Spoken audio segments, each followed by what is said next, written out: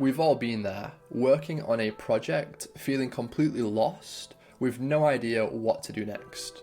If that's you right now, I've got good news, because by the end of this video, you'll know exactly what to do to keep moving forward. For those of you that are new to my channel, my name's Jack and I'm passionate about ultra learning and living it as a lifestyle. In today's video, I'll be providing an overview of the past month, covering the progress made, the lessons learned, and I would also like to share what my goals are for February. So let's jump into it. So in terms of the progress made during January, there were really three key events that happened. So around the start of January was when I finished the first course of the project, of which I've already spoken about in much depth. So right now I'm going to spare the discourse. Then after this course, I started the second one, which more specifically was a course offered by MIT on single variable calculus. And I was studying this for around 2 weeks or so before I realized that I was actually lacking a lot of the fundamental knowledge and skills to actually excel in this subject.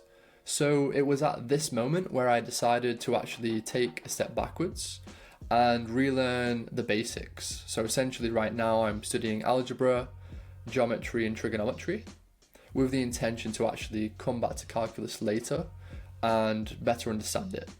So to do this, I'm currently using Khan Academy and I'm only learning algebra right now, and it's going really well. And another interesting thing about this series of events is that I actually learned quite a few lessons along the way, which is actually what I'd like to share with you now. The first lesson I learned was that sometimes it's wiser to take one step backwards to take 3 steps forward. And I learned this in relation to the decision to relearn the basics of math so that I can excel at calculus in the future.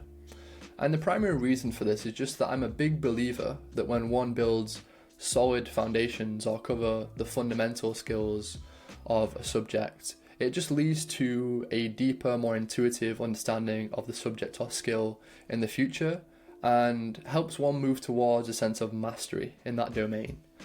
In addition to this, I would also like to point out that maths, or rather the nature of math itself, is quite sequential. And what I mean by this is that the skill tree, in some sense, kind of follows a logical progression, such that more advanced concepts, or subjects I should say, such as calculus, include or rather require the learner to have a solid understanding of the basics in order to even begin studying this subject itself, which is exactly the situation that I found myself in. The second lesson I learned was more of a personal insight into what kind of problem solver that I am.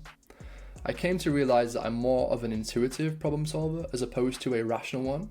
So what do I mean by these terms? I would define them as follows. I believe an intuitive problem solver is the kind of problem solver that has a more natural, instinctual approach to solving the problem through experience, as opposed to a rational problem solver who is more likely the kind of person that sits back, processes all the information given, thinks very deeply about the problem, and then formulates a plan of action and then executes. So what I came to realize as well is that I think a balance, at least for me, is actually the best. So why is this? Well, what would happen when I was solving a math problem is that I would feel it out, I would solve the problem, the solution would feel right, and it would be wrong. And I believe that if I just spent more time either before solving the problem or towards the end of it to actually break down my answer, to understand why it's the right answer and how I came to that conclusion, not only would it have strengthened my conceptual understanding of math itself, but it would have enabled me to just avoid some silly mistakes. The final and arguably most important lesson that I learned this month is that there's no shortcut to success. I learned this the hard way upon starting the calculus course, where I quickly realized that I'm just terrible at calculus. I felt stupid, I felt uncomfortable, and I felt like giving up, to be quite honest. But I didn't, and that's the key here. What I came to realize is that hard work and patience are crucial to achieving success. So if I really do want to achieve my goal of completing this project and gaining all of the knowledge and skill set required to become an AI entrepreneur, I've got to do the hard work and be patient in order to achieve that. There's no other way to do this. So if you're out there watching this video and you want to become a marvelous mathematician, an amazing athlete, or even a superstar salesperson, just remember that discomfort is not your enemy, it's actually your friend.